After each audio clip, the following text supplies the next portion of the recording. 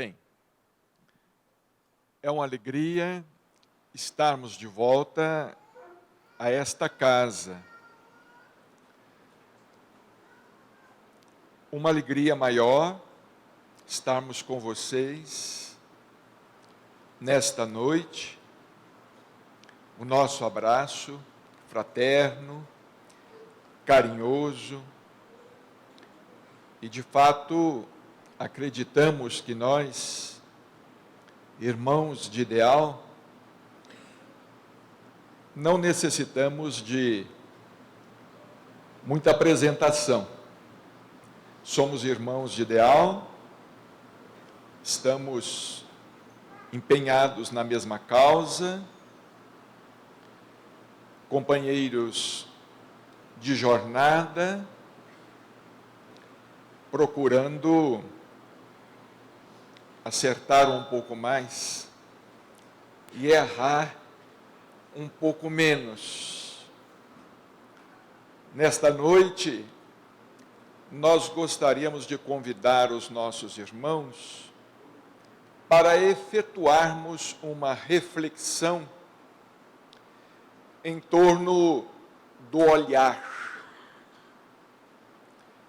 em torno do nosso olhar. Como é que enxergamos a vida? Como é que vemos a nós mesmos? Como é que vemos o próximo? Como é que estamos vendo o mundo? Emmanuel,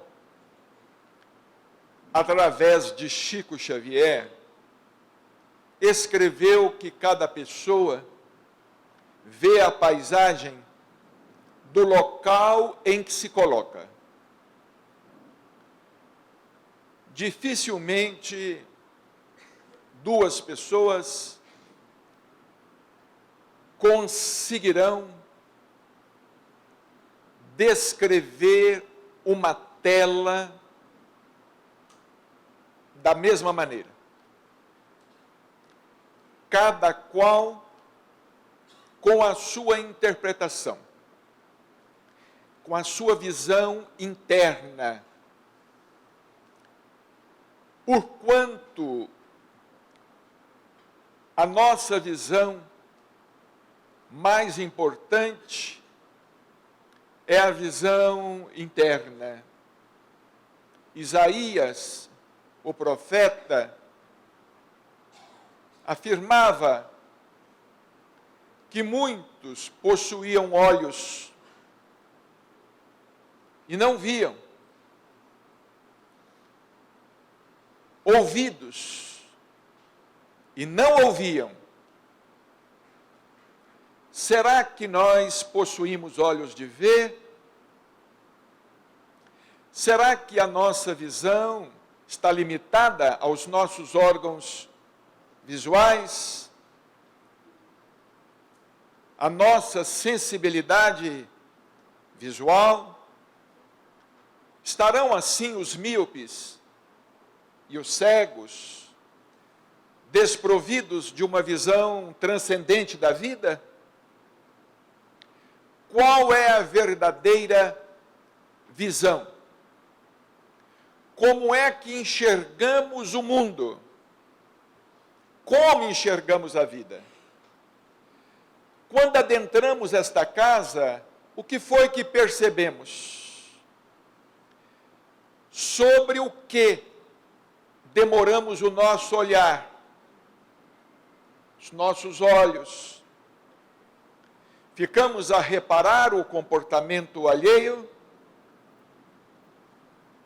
a vestimenta do outro, os cabelos, as joias, a movimentação.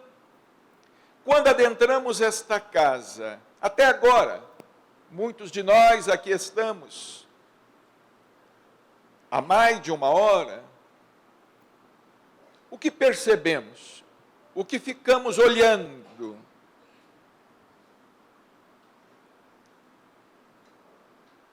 Há uma passagem no Evangelho muito significativa. Jesus estava caminhando de Jerusalém para Jericó. Era comum que ele percorresse as aldeias em torno à cidade dos profetas. E ele se pôs a caminho.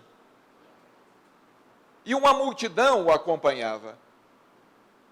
Jesus era sempre seguido por uma multidão. E havia um cego, chamado Bartimeu. O cego Bartimeu se imortalizaria nas anotações dos evangelistas. Ele estava mendigando à margem da estrada, estava sentado. Ele havia ouvido falar do Cristo, que curava leprosos, paralíticos, ressuscitava mortos. E ele, Bartimeu, filho de Timeu, era cego. E já havia recorrido aos préstimos da medicina da época, sem sucesso. Mas como ele era cego, ele não conseguia se aproximar do Cristo, porque a multidão impedia-o. A multidão, nós que fazemos parte da multidão, a multidão sempre foi muito egoísta. A multidão impedia que as crianças se aproximassem de Jesus, que os paralíticos se aproximassem dele. Certa vez tiveram que fazer com que um paralítico descesse pelo telhado, para que se aproximasse dele e fosse curado. Bartimeu não conseguia se aproximar. Então ele se pôs a gritar: Filho de Davi, tem misericórdia de mim. E gritando: Filho de Davi, misericórdia, piedade. Jesus ouviu os apelos, os gritos de Bartimeu e pediu aos seus discípulos que o trouxessem até ele. E os discípulos foram buscá-lo. Ele não enxergava, estava cego. Jesus então pergunta a Bartimeu: que queres que eu te faça? E ele responde significativamente: Senhor, que eu possa ver. A solicitação de Bartimeu merece as nossas reflexões. Senhor, que eu possa ver. Porque não nos basta uma boa visão para enxergarmos a vida. Não nos basta olhos saudáveis. Precisamos desenvolver uma visão íntima, uma visão interna. Porque em diversas passagens do Evangelho, Jesus nos fala a respeito da importância do olhar. Por exemplo, no Sermão do Monte, ele diz que às vezes nós reparamos o argueiro que está no olho do outro e não percebemos a trave que está no nosso. Ou seja, percebemos o grão, porque o argueiro é um grânulo, é um cisco. Percebemos o cisco que está no olho do outro e não percebemos o grande obstáculo, a nossa grande cegueira. Percebemos uma deficiência em relação ao próximo, uma imperfeição, um deslize, e não nos enxergamos.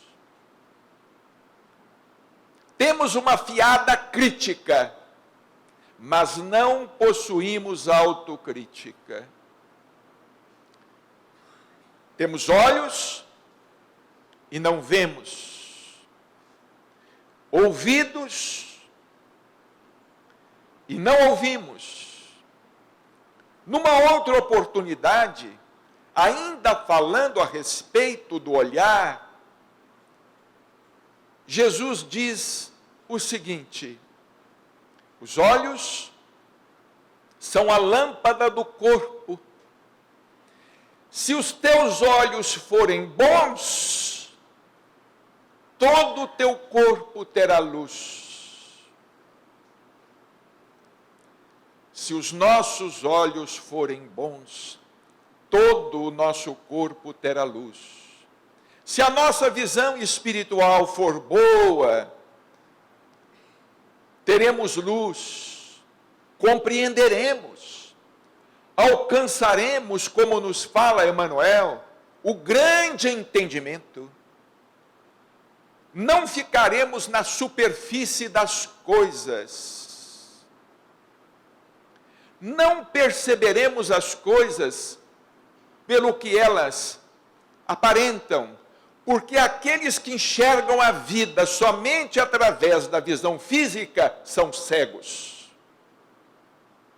Aqueles que enxergam a vida tão somente pela sua capacidade visual são cegos, são míopes, porque a vida exige muito mais. E Jesus dizendo: se os teus olhos forem bons, todo o teu corpo terá luz. Em seguida ele faz uma grande advertência. Ele diz assim: cautela, para que a luz que você imagina possuir não seja treva.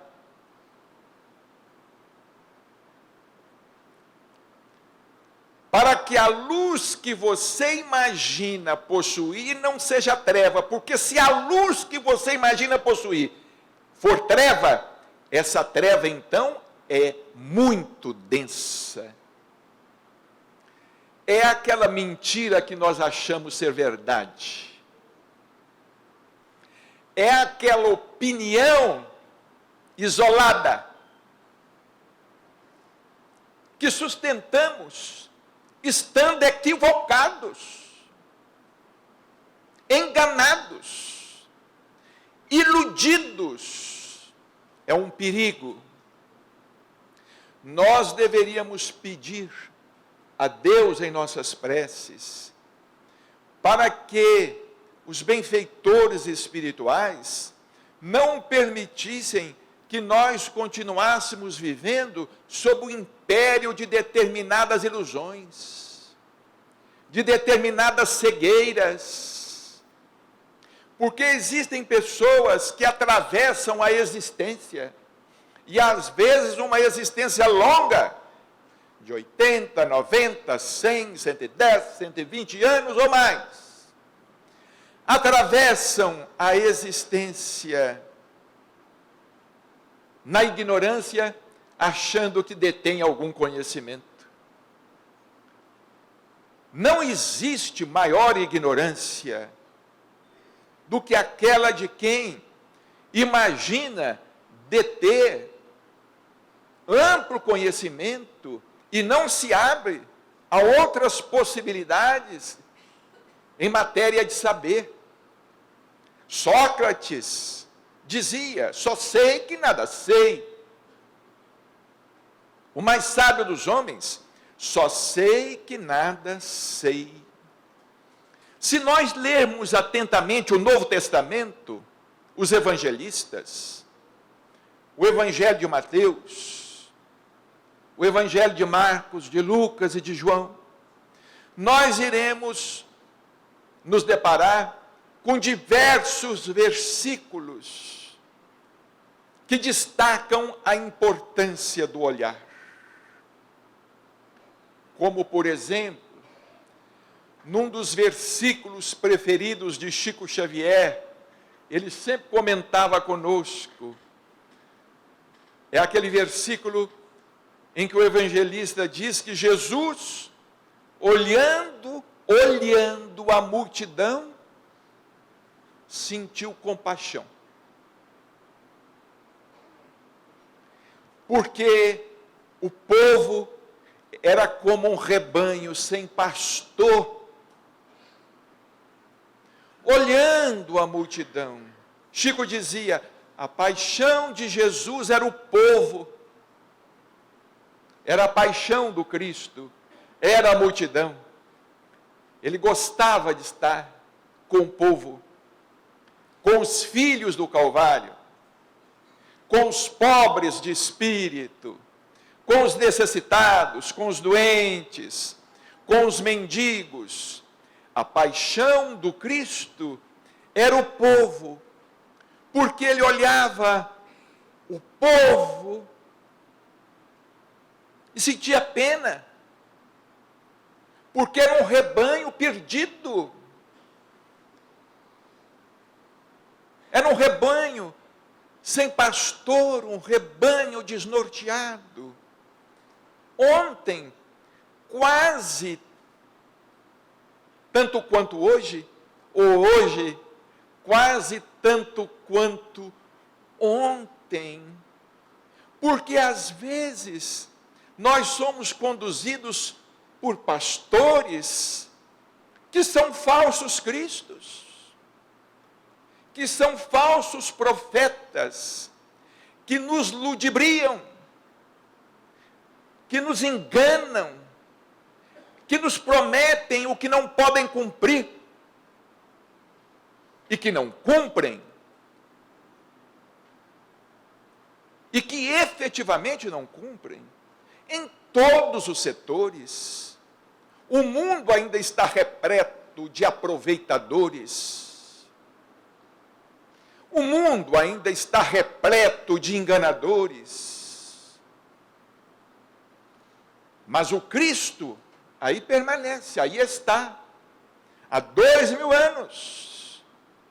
O Cristo é o nosso pastor, é o nosso condutor, é aquele que não nos engana, não nos ludibria.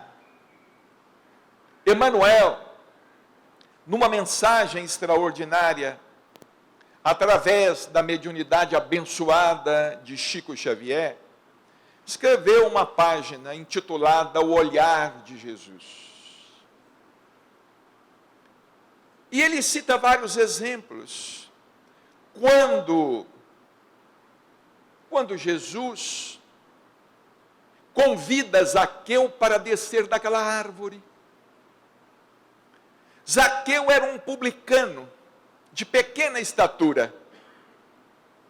Ele não era amado. Ele era um cobrador de impostos. Ele não era querido. Até hoje os cobradores de impostos não o são. Desde aquela época, Zaqueu não era amado. Mas para ver Jesus, vejamos como a multidão era implacável. Um teve que gritar por Jesus, porque era cego. O outro teve que entrar pelo telhado, porque era paralítico. Zaqueu teve que subir numa árvore, porque era pequeno. Porque a multidão não deixava. Então diz Emmanuel, quando Jesus olhou para Zaqueu, Ele não viu aquele publicano, ele viu Deus nele e falou assim: Zaqueu, desce depressa, porque hoje eu vou comer com você na sua casa. Vai lá e prepara o banquete. Ele viu Deus em Zaqueu e estendeu a mão a Zaqueu. E Zaqueu ficou tão alegre que disse: Senhor, hoje mesmo eu vou devolver tudo. Se eu tirei algo indevidamente, como faltam Zaqueus na atualidade, não é? Que pudessem nos devolver alguma coisa.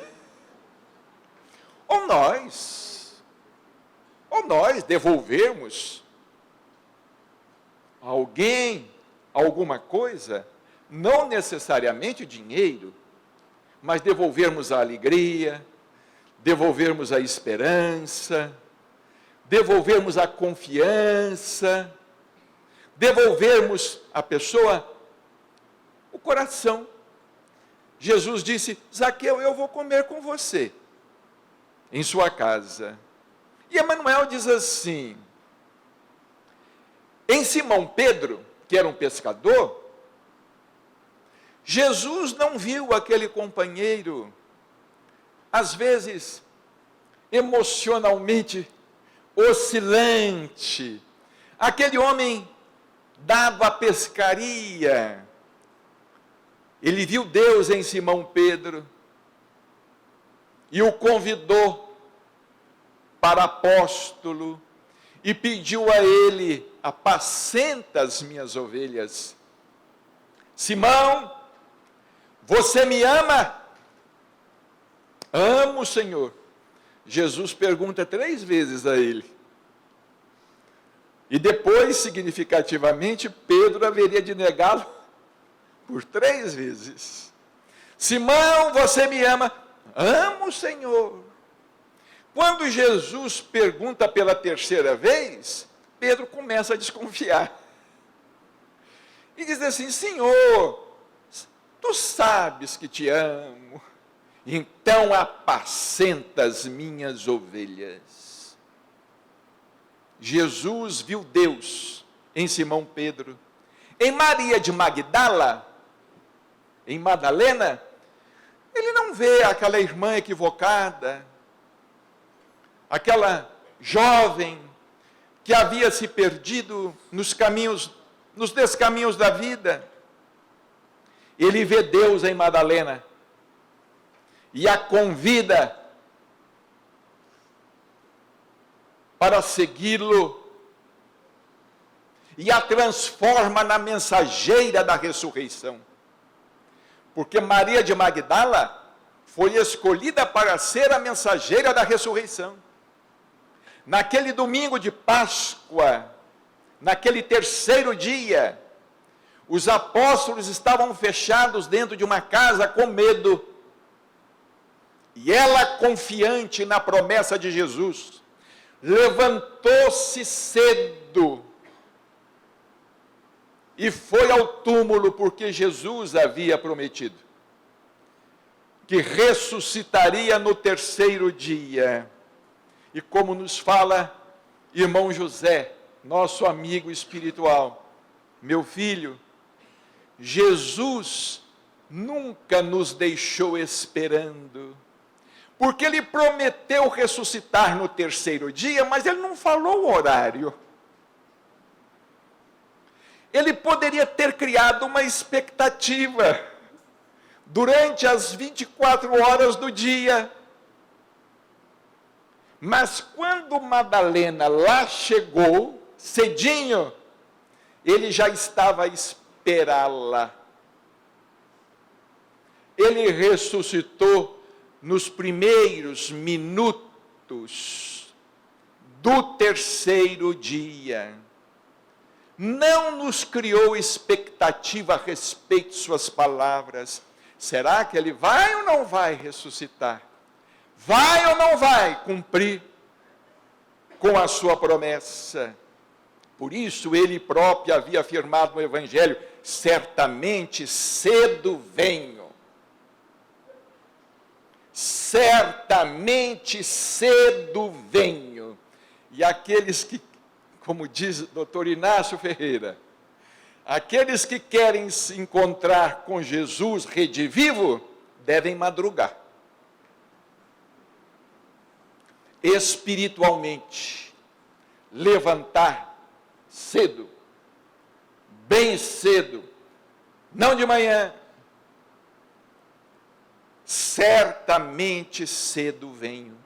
Jesus viu Deus em Madalena, e Madalena se transforma de uma maneira extraordinária, e se transforma de uma maneira tão extraordinária, que foi ela, a ressuscitada,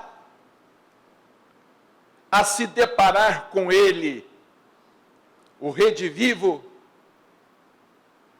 e foi ela a levar aos apóstolos a notícia de que o Senhor não faltara com a promessa. Somente aí os apóstolos se encorajaram e correram ao sepulcro. João e Pedro se encorajaram e saíram correndo ao encontro do Senhor redivivo. Nos fala ainda Emanuel, em Judas Iscariotes, Jesus não via o amigo invigilante, frágil, que haveria de traí-lo, porque Jesus sabia, ele conhecia tudo. Está lá no Evangelho de Marcos, quando Marcos escreve assim: e ele nos conhecia todos, e nos amava mesmo assim. Que beleza! Como é comovente! E ele nos conhecia todos, as entranhas, os conhecia como nos conhece, por fora e por dentro.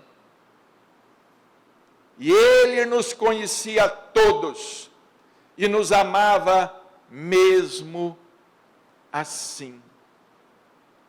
Ele sabia que Judas haveria de traí-lo, com certeza. Ele que havia dito: antes que Abraão fosse, eu sou. Antes que Abraão fosse Abraão, o patriarca do povo de Israel, aquele que lançou a semente do monoteísmo, da crença no Deus único, entre os povos do Oriente, entre os judeus, antes que Abraão fosse, eu sou. Ele conhecia Judas, ele sabia, mas ele aceitou Judas em sua convivência, aceitou Judas como sendo apóstolo, como sendo um dos 12. Ele nos conhece, o Cristo sabe quem somos, nos conhece por fora e nos conhece por dentro, e nos ama mesmo assim. Refletindo sobre essa questão do olhar, por exemplo, nós citamos o exemplo de Sócrates. Sócrates, aos 70 anos de idade, foi condenado à morte, a beber veneno, porque Sócrates pregava em Atenas, ensinando aos jovens gratuitamente, e se opondo aos sofistas, aqueles que cobravam pelas mentiras que contavam. E Sócrates ensinava aos jovens, a juventude ateniense.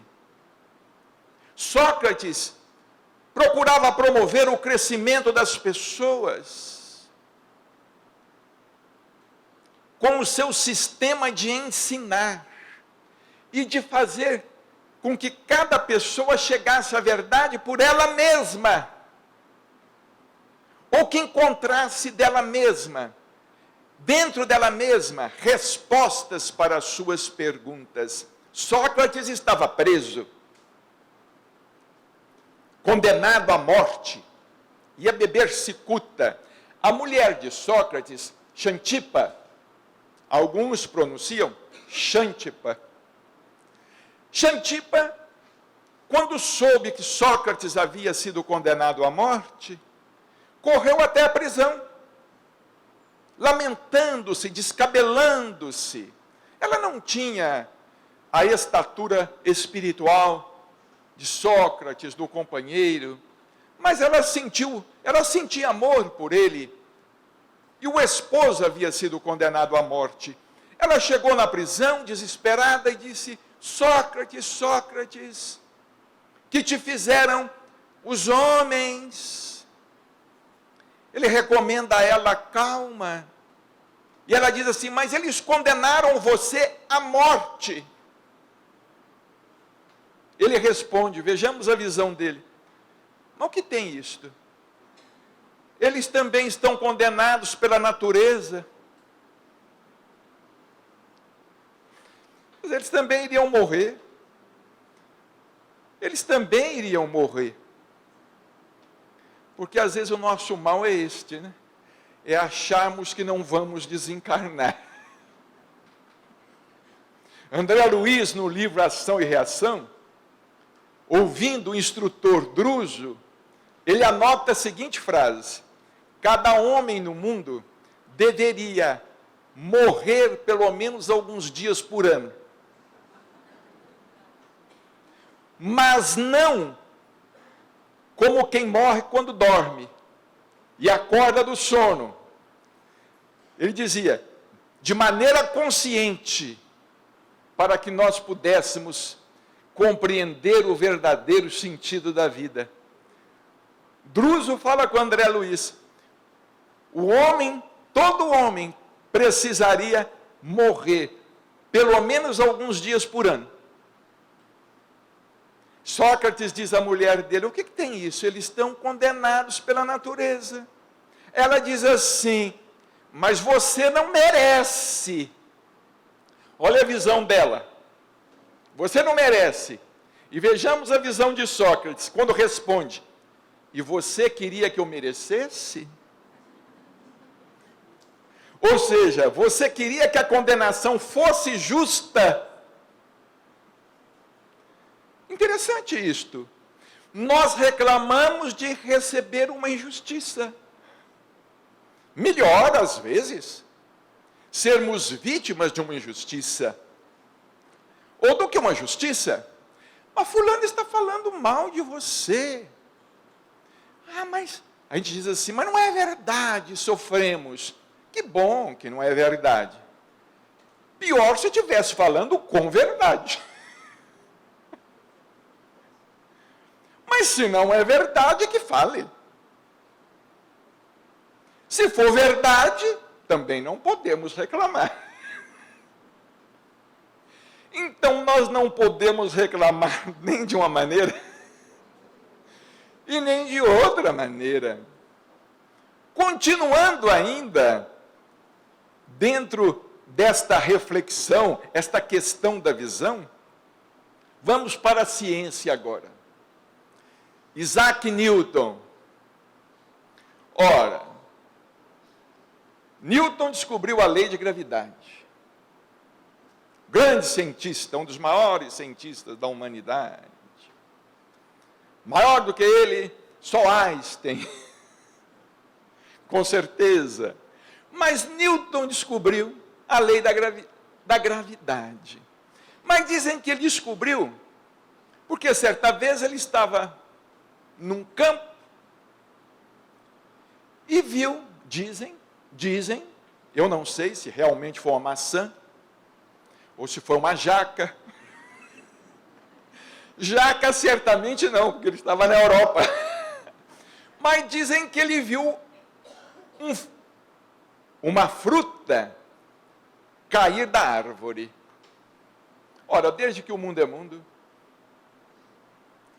frutas caem da árvore. E nunca ninguém havia enxergado o que ele enxergou naquele momento. Olha, por que será que todos os corpos de menor massa são atraídos por outro de massa maior? Pronto. Naquele momento ele viu. E a gente então fica a se perguntar assim: vocês já imaginaram o que deve ter à nossa volta? A verdade do universo não está lá. Ela está aqui. O problema é que a gente não enxerga. André Luiz, no livro Obreiros da Vida Eterna, ele afirma o seguinte: que nós, com os nossos sentidos físicos, nós percebemos apenas 1/8 dos fenômenos físicos que acontecem à nossa volta. 1/8 dos fenômenos físicos. Nós não enxergamos os fenômenos físicos. Por exemplo, existem cores que nós não enxergamos. Existem sons que nós não percebemos. Quando aconteceu aquele grande tsunami, os cientistas observaram, espantados, que os animais começaram a escapar antes, a fugir antes, que as ondas chegassem à praia, as ondas gigantescas. Quando as ondas gigantescas chegaram e promoveram aquela desencarnação coletiva, muitos animais já tinham fugido, porque eles haviam escutado e percebido o que os homens não haviam percebido, não haviam escutado. Isaac Newton, Einstein agora, Einstein que em 1915, ele atinou com a lei da relatividade geral, da mecânica quântica, das ondas gravitacionais. Os cientistas agora, depois de 100 anos, os cientistas disseram assim, alegres, feito crianças: olha, comprovamos cientificamente. Construíram aparelhos imensos, gigantescos. 100 anos atrás, Einstein só tinha uma caneta na mão.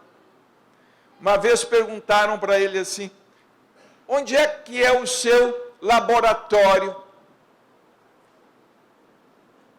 Ele tirou a caneta do bolso. Era o laboratório dele. Com a sua intuição, com a sua percepção extraordinária. Vamos para o campo da religião, da visão. Vamos citar o exemplo aqui de Mahatma Gandhi, o apóstolo da não violência, o grande mártir da Índia, que lutou pela libertação, pela independência da Índia. Depois que Gandhi conseguiu a independência da Índia, ele começou a lutar para pacificar as dissensões internas entre hindus e muçulmanos. Foi a sua pior luta, certamente. Problema até hoje não resolvido, entre hindus e muçulmanos. E ele, para pacificar hindus e muçulmanos, ele entrou num jejum muito prolongado, porque os hindus e os muçulmanos estavam se matando uns aos outros. De repente, a casa de Gandhi é invadida por um homem enlouquecido, perturbado, com os olhos arregalados, com as mãos sujas de sangue. Aquele homem se lança aos pés do Mahatma. Ele estava frágil, estava num jejum prolongado, para tentar pacificar o povo E aquele homem diz assim: Mahatma, eu estou condenado ao inferno. Eu vou para o inferno. Aí Gandhi pergunta a ele: mas por quê? O que é que você fez? E aquele hindu diz assim: eu matei uma criança muçulmana. Vejamos o ódio. Ele havia matado uma criança muçulmana. E quando ele percebeu o que havia feito, matado uma criança, simplesmente por ser muçulmana, filho de pais muçulmanos, eu vou para o inferno. Aí Gandhi disse para ele assim: eu sei de uma maneira de você se livrar do inferno. Aí ele fica mais estarrecido, porque nunca ninguém, quem é que sabe de uma maneira de uma pessoa se livrar do inferno? Mas qual é esse caminho? Olha o que o Gandhi disse para ele, olha a visão do Gandhi. Você vai adotar uma criança muçulmana e vai criar ela como muçulmana.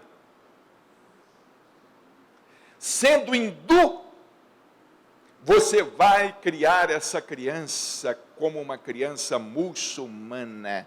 Vai deixá-la professar livremente a sua fé. O exemplo de Gandhi, Francisco de Assis, a visão extraordinária daquele jovem, do doce poverello, que pacificou o lobo de Gúbio, Francisco de Assis, que percebeu que moralmente a igreja estava em ruínas, naqueles tempos, na Idade Média, e se entregou ao Evangelho, fundou a ordem dos franciscanos. Ele não imaginava a responsabilidade que estava sendo colocada nas mãos dele, porque ele ouviu uma voz, porque não apenas os espíritas ouvem vozes, os santos também ouviam vozes, e enxergavam espíritos, e curavam, e saíam do corpo. Ele ouviu uma voz que dizia assim: Francisco, reconstrói a minha igreja. Com frequência aquela voz apelava: Francisco, reconstrói a minha igreja. E ele olhava para uma igrejinha em ruínas, a igrejinha de São Damião, que estava caindo perto lá da casa dele, e ele pensou assim: eu tenho que carregar pedras e reconstruir o templo, a igreja de São Damião. Ele não imaginava que não era para reconstruir apenas a igreja de São Damião. Era para revitalizar a igreja naquele momento difícil, para que a mensagem do Evangelho, para que a igreja, como guardiã do Evangelho, naquela época, continuasse na condição de guardiã do Evangelho. Se nós formos olhar Madre Teresa de Calcutá,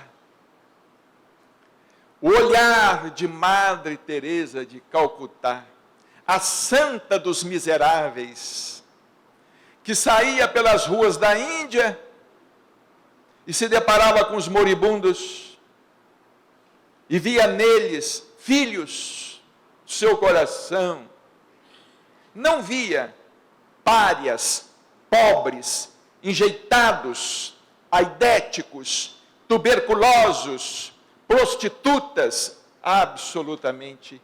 Via neles irmãos e os recolhia, e os tomava em seus braços, e os levava para o pequeno convento, onde começou a trabalhar e fundar a sua ordem, que hoje se espalha por toda parte.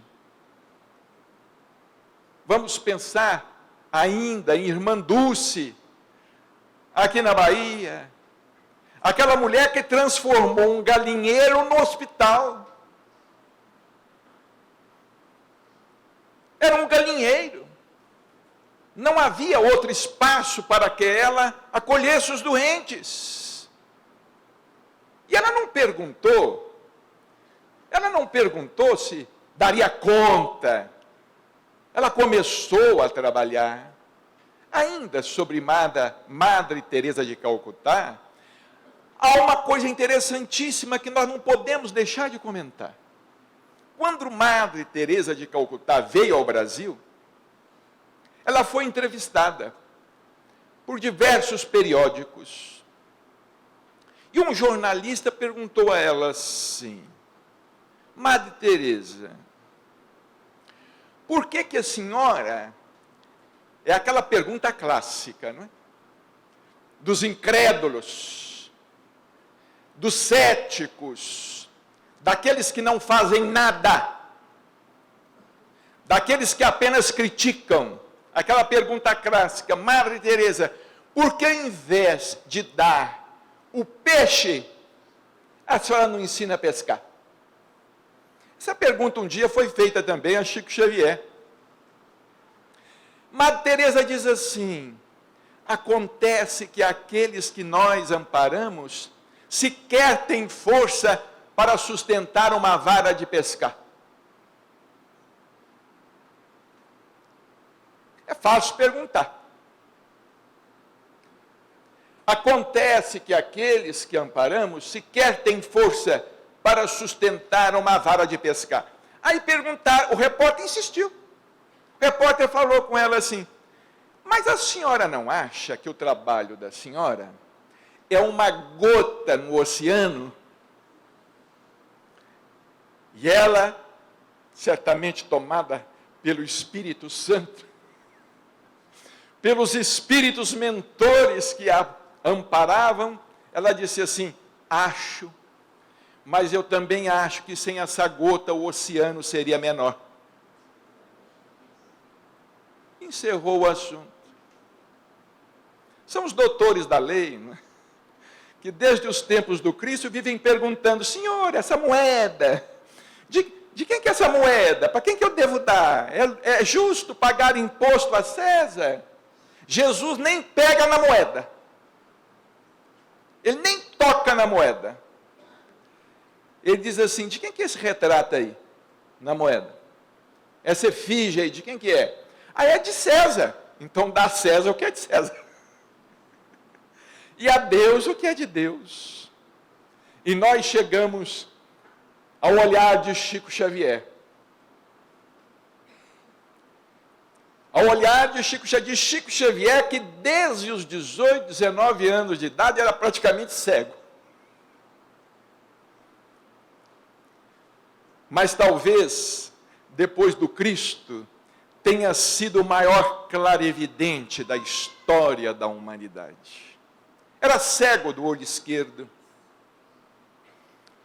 Certa vez ele nos escreveu uma carta contando o motivo daquela cegueira. Ele disse assim: Bacelli, e nós aproveitamos aqui para fazer uma pequena propaganda do livro que estamos lançando, Na Oficina da Fé, apenas com depoimentos de Chico Xavier a nós, ouvidos por nós, captados por esses ouvidos que a terra nunca há de comer. Mas Chico disse assim: Bacelli, um dia eu estava na minha casa sozinho. Era quase meia-noite. Eu estava passando a limpo uma poesia de Cassimiro de Abreu, grande poeta fluminense.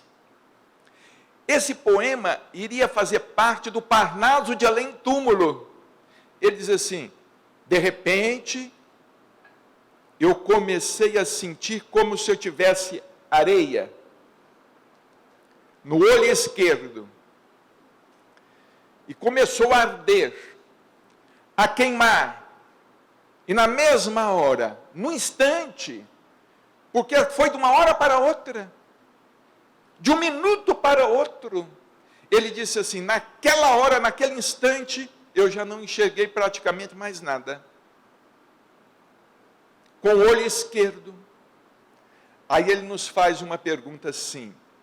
Eu fico me perguntando, meu filho, hoje, depois de muitos anos, eu fico me perguntando, será que os espíritos adversários da doutrina, percebendo o trabalho que estava nos reservado no campo do livro, já naquela época, não tentaram nos cegar? Já naquela época não tentaram nos cegar? É curioso isto, né? Ele falar dessa questão. Ele foi ao médico em Belo Horizonte, na época, um grande especialista. Um médico disse assim, meu filho, não tem o que fazer. Primeiro ele consultou os espíritos. Os espíritos falaram assim, olha, não tem o que fazer. Mas para a sua família não falar que você ficou sem médico, vai procurar um médico. Porque a família dele era católica. Vai em Belo Horizonte e procura um médico. Não tem o que fazer, mas vai ouvir a opinião de um médico. Para sossegar a sua família. E ele foi em Belo Horizonte. E o médico disse assim, olha, não tem o que fazer. E tem uma coisa. Esse processo que se instalou aí no seu olho, uma catarata inoperável, um processo infeccioso, você vai ter que tomar injeção de cortisona nos olhos. Esse processo pode passar para o outro. E você pode ficar completamente cego. Foi a visão do médico, né? Agora a visão do Chico.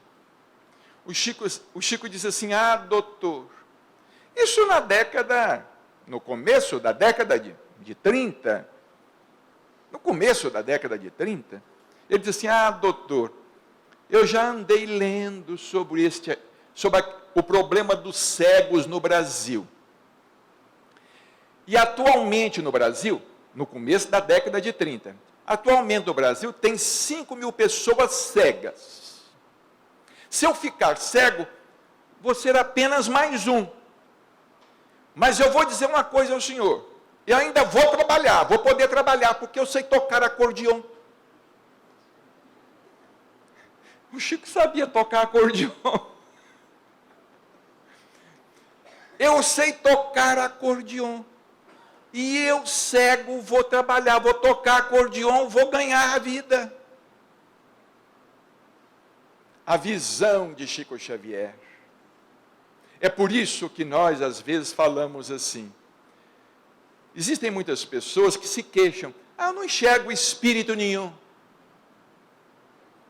Enxergar espírito, enxergar gente morta, entre aspas, é muito pouco. Nós queremos enxergar espíritos e não enxergamos a pessoa que está ao nosso lado. A troco de que nós vamos enxergar o mundo espiritual? Nós não enxergamos os nossos familiares. Nós passamos com uma indiferença muito grande ante um mendigo que está na rua. Uma indiferença grande. Às vezes, passamos com indiferença, aqui homenageando o nosso querido Divaldinho, passamos com indiferença ante o animal que está ferido. Não nos importamos. Temos uma grande indiferença pelas pessoas. Não conseguimos enxergar os espíritos encarnados. E queremos enxergar os desencarnados.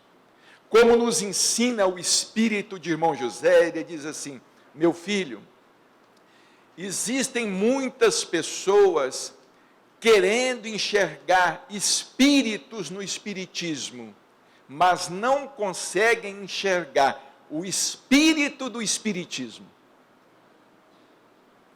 E mais importante que enxergar espíritos, por exemplo, aqui nesta casa, eu vou lá, não vejo nenhum espírito, mas será que nós estamos conseguindo enxergar qual que é o espírito da mensagem cristã?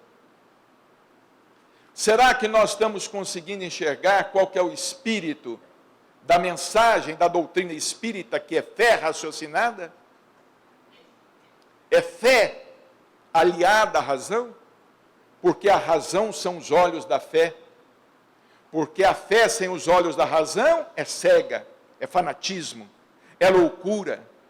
Mais importante que enxergar espíritos no espiritismo é conseguirmos enxergar o espírito da doutrina espírita, essa doutrina maravilhosa que nos liberta, nos conscientiza e nos conduz ao autoconhecimento.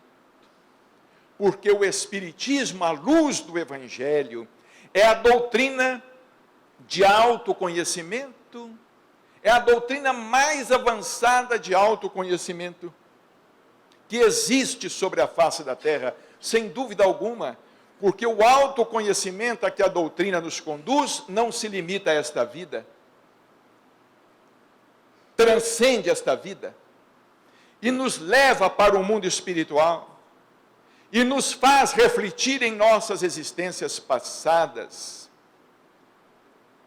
e nos auxilia a raciocinar sob o prisma da lei de causa e efeito e, sobretudo, nos conscientiza de que nós somos os construtores da nossa felicidade ou da nossa infelicidade.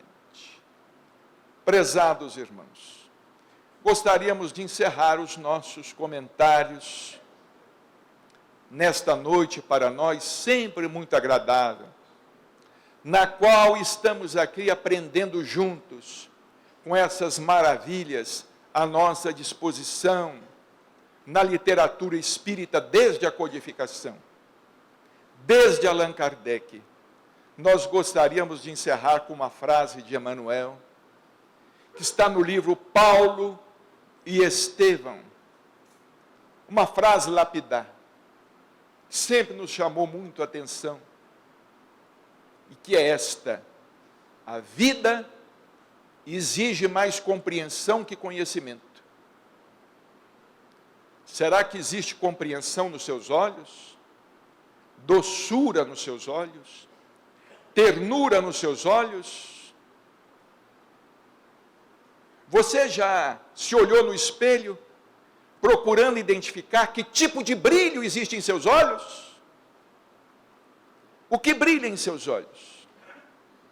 É o egoísmo, é o orgulho, é a vaidade? É a intenção escusa? O que brilha em seus olhos? Qual o brilho que você está colocando nos seus olhos? Que tipo de brilho?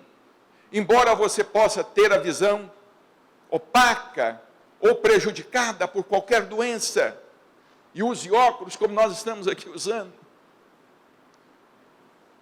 qual o brilho do seu olhar? Que o Senhor nos abençoe, nos fortaleça, nos auxilie e nos encoraje em nossa luta de autossuperação, porque nós não estamos aqui para vencer ninguém, para derrotar ninguém. Como diz o Dr. Inácio Ferreira, nós estamos aqui para vencer os nossos próprios fantasmas, os nossos egos, de nossas vidas anteriores, vidas passadas, e que ainda estão dentro de nós. É para isso que nós estamos aqui na Terra, para nos superarmos. É uma luta de autossuperação, e essa luta é íntima, e é intransferível. E uma luta que não pode ser ignorada. E nós andamos muito distraídos dessa luta. Porque a gente fica só vendo televisão, a gente fica só lendo notícias desencontradas, ouvindo só coisas que não deve, e não desenvolvemos a nossa capacidade de entender as coisas, de compreender as coisas, e de procurar assimilar aquilo que realmente pode concorrer para a nossa paz, de sorte que amanhã ou depois, quando nós chegarmos ao mundo espiritual, nós possamos voltar em melhores condições, porque tem espírito que nem mesmo quando desencarna, enxerga o mundo espiritual. Não sabe onde está. E vem nos centros espíritas se comunicar. Porque não sabe, não consegue saber, nem se desencarnou. Muita paz e que o Senhor nos abençoe sempre.